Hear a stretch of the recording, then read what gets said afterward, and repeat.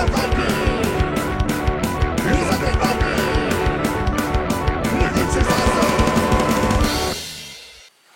everybody, it's me, Undead Viking. If you see me at conventions or at my local game store or like at my normal like gaming night with my buddies, you know that I'm more of a heavier game fan. But the games I play the most nowadays are games with my daughter and my family, and this is one such game that we've been playing a lot of. It is called Flippin' Monsters, and it is Kickstarter right now.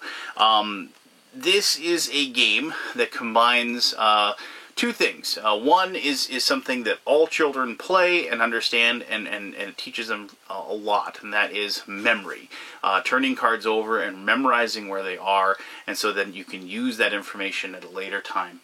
But it also combines the deck building aspect and mechanism that most of us as gamers, ever since Dominion and other games like that, have come to enjoy and play. And so it combines those two main mechanisms to create a very fun game with some amazingly cool looking monster art, and made a very, very family friendly game, but also a very like challenging game if you're just like a gamer without kids, I guess I should say. I was really surprised at the interactivity of this game, and I was really surprised at the amount of enjoyment that my daughter and I got out of it. And this is fast becoming one of her favorite games. And I guess I'm going to show you how to play, like I always do, and then I'm going to come back and I'm going to tell you, expound more upon the reasons why I'm enjoying it at that time. Alright, cool. Let me show you how to play Flippin' Monsters. Alright, this is Flippin' Monsters, and I've gone ahead and pretty much set up the game, but I'm just going to go through a couple of steps with the setup here. Each one of these decks, you'll notice there's an A, a B, a C, and a D. That just designates that that's part of the starting deck. This is for 2 to 4 players, so each person will just grab a deck of cards that has the one of those letters on it, and that will be their starting deck. After they grab their starting deck, and I'll just show you quickly what this kind of looks like. So there's the picture of the monster, the name of the monster, and some of them will have like this piece of candy down here, which is when you turn these over, then you get that that allows you to buy more monsters, which you can see over there. Some of them are just blank, which you might think is worthless, but since when I show you how the scoring works, these can be used for scoring, and you'll use them for scoring, because that's like pretty much their only purpose. But also some of them will have socks in the bottom like that, and socks are another item that you use to purchase monsters. So you take the starting deck and you shuffle them up so you don't know which ones are where, and you put them all together.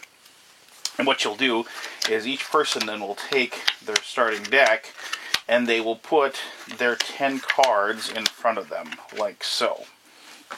After they've put their 10 cards in front of them, what they will do then is they will determine whoever the first player is, which you do that however you're going to do it.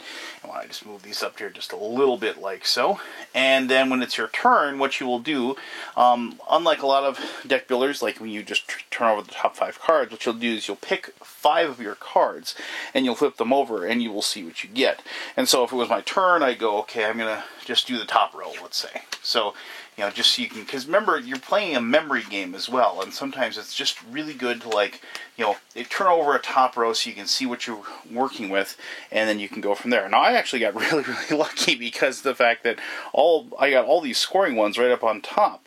And so in this case, so when it's my turn now, I can try to buy something, and what I can do then is I have like 4 candies and my socks sitting right there. So now looking up here, we can see that there are several different things to buy. Like you can see there's this goose, I should say, and it says there's like 2 candies there.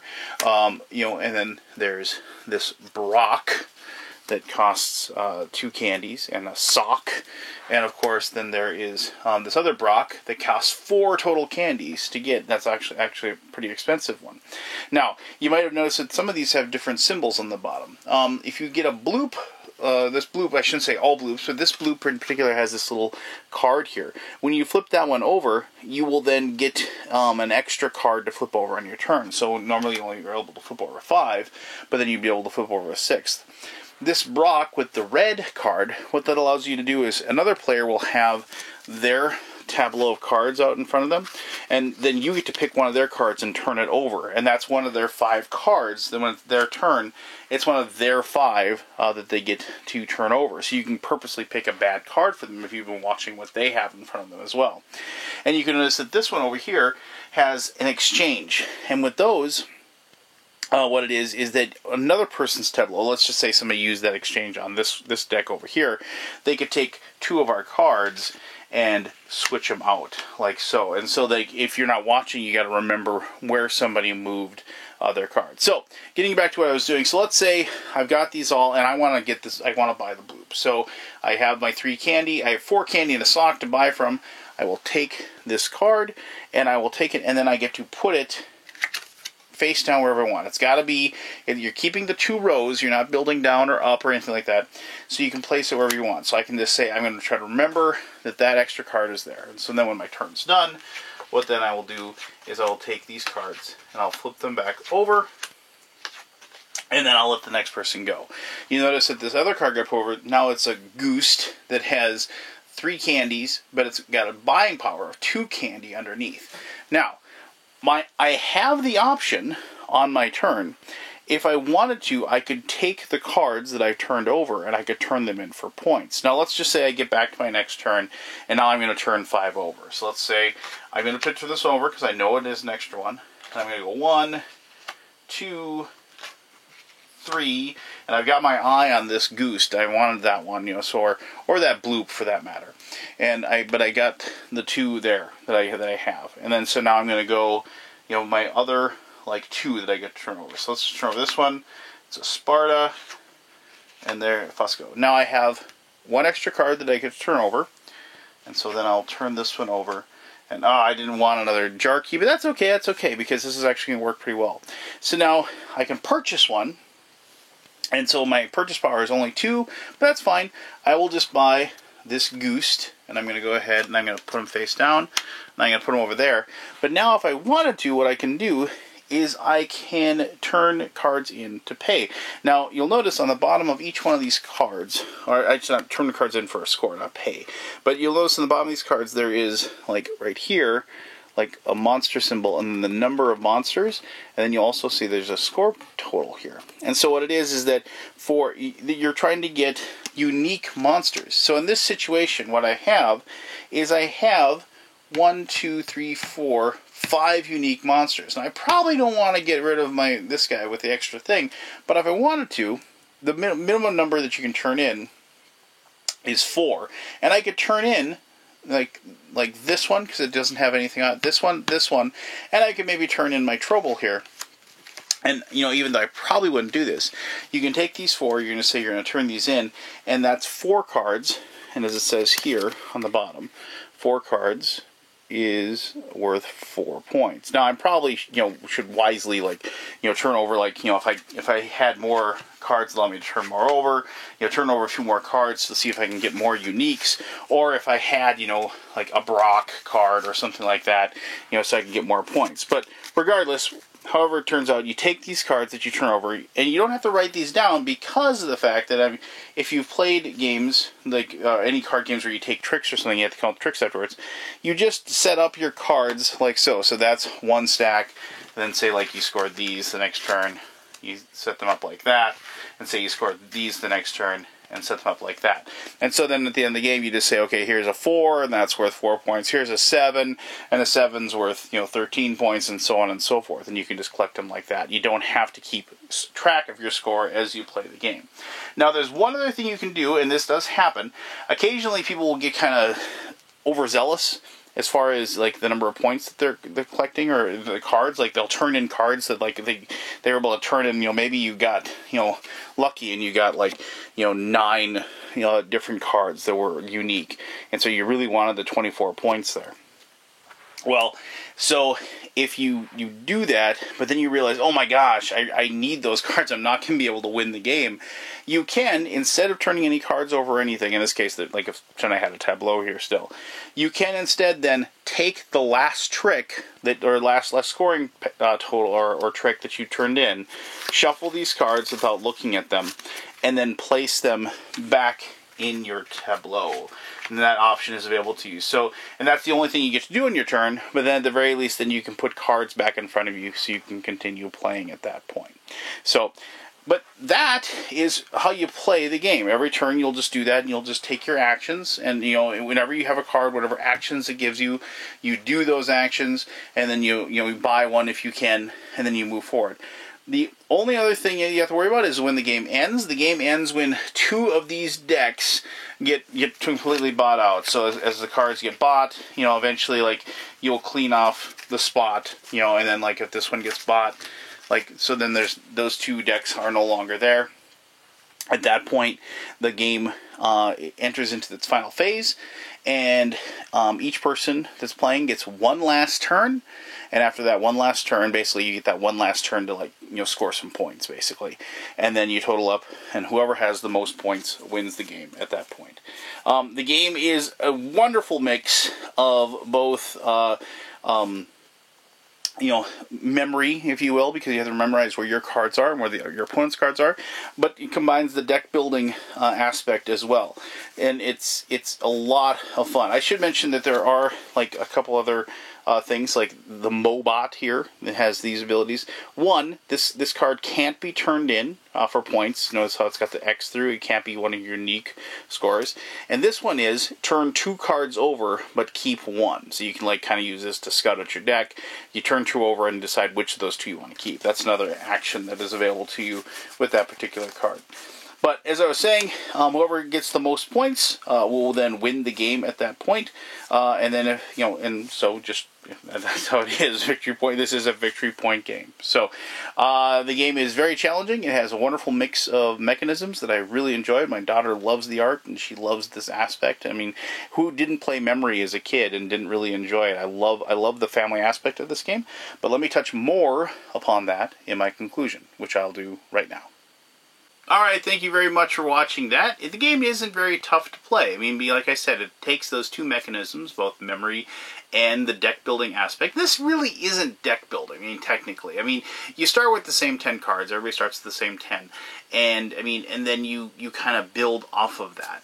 And, yes, it is deck building in the fact that you are buying a certain card and adding it to your tableau. But there's so much more to it than that. Now, for starters, like I said, it's a family game, and this is a game that teaches your younger gamers in your family. And this says, I believe the designer said this is a game for 8 years old or more. And I think my daughter could have handled playing this game a few years ago, but that's just my daughter. She plays a lot of games.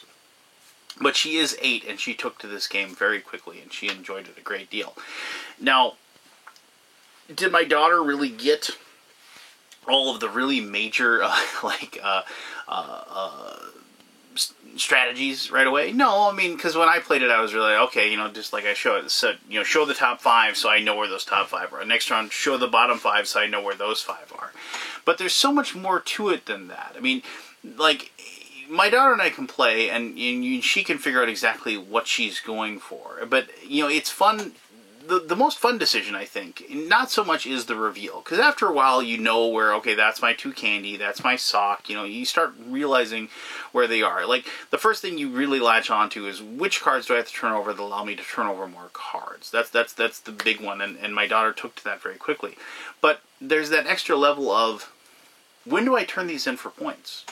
Because of the fact that being able to turn over extra cards is all well and good, but you need to turn over unique cards. And so there's this wonderful decision when I've played with other gamers, where you can see them trying to remember, do I want to buy another, do I want to, turn over cards that are in front of me for the purpose of scoring points this turn, or do I want to turn these cards to buy another card that's going to help me? And there's this, and because of the fact that the gamers or the players, you determine the timing of the game, because you're depleting the stacks, and we've seen that in other deck builders as well, that there is a greater strategy that can be employed by a more competitive group, I should say. Not that my family, when we play games like this, aren't competitive. Winning is very important, especially to my daughter, but it is a different aspect, and I think you probably can guess that as well. So, Do I think the game is awesome for families? Yes. I mean, definitely, just because I said the artwork is amazing. I mean, there isn't, I mean, the theme could have been anything. And, you know, it could have been airplanes. It could have been balloons. You know, it could have been, wizards or whatever. But the fact that they went to trouble of like having these cute monsters, that drew my daughter in. As soon as she saw the cards, when I opened up the package when I got and I pulled them out, she saw them and she's like, "Whoa!" and she snatched them out of my hand and started going through them and giggling like crazy when she saw all the cool little monsters that were inside. Especially the baby monster. She likes this guy. She thinks he's cute.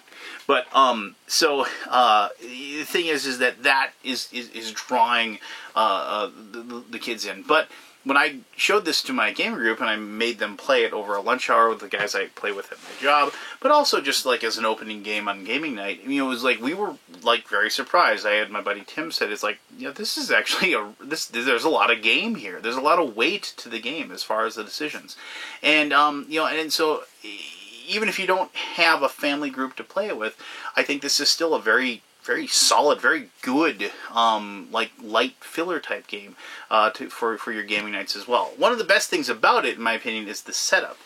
There's one thing about deck builders that I don't like. It's the whole, okay, which one of these 27 different cards are we going to put out? These which 8 decks or whatever are we going to put out? No, just like this is that perfect setup where it's like, here's your 10 starting cards, and now we're just going to shuffle up the rest of these cards and put them in these 5 piles, and now let's go and let's play. And I like that aspect. I don't want this big giant jockey for like, where's my synergy? Where's my cards that work well together? It's like, are we going to build this type of game? Or are we going to do that type of game? I really like that aspect as well because it doesn't take a long time, as Scott Nicholson has said to me many times. The game doesn't take a long time to get me, the player, to the fun, and I enjoy that a lot. So, for all those reasons and more that I'm not going to bother with, too much exposition, if you will, I highly recommend this game to people with families, with kids that you want to get involved in your gaming hobby. If you have family members that are looking for a lighter game that they can enjoy, I think this is something you want to play. And plus, like I said, if you're looking for some sort of type of filler game to get your like to play over a lunch hour with your buddies, or to play as you're getting ready for the bigger game in the evening, or as a wind-down game after you've played a few games that night, this is an excellent game to throw in your backpack and to play when you got that 20-25 minutes that it takes to play the game. So, there you go. That is Flippin' Monsters. Highly enjoyable. If you have any questions about the game, please ask away. I'll be happy to answer those to the best of my ability. As always, I greatly appreciate you taking the time to watch this video. And until next time, I'm the Undead Viking, and I'm telling you to have yourself one heck of an awesome day. All right, bye-bye.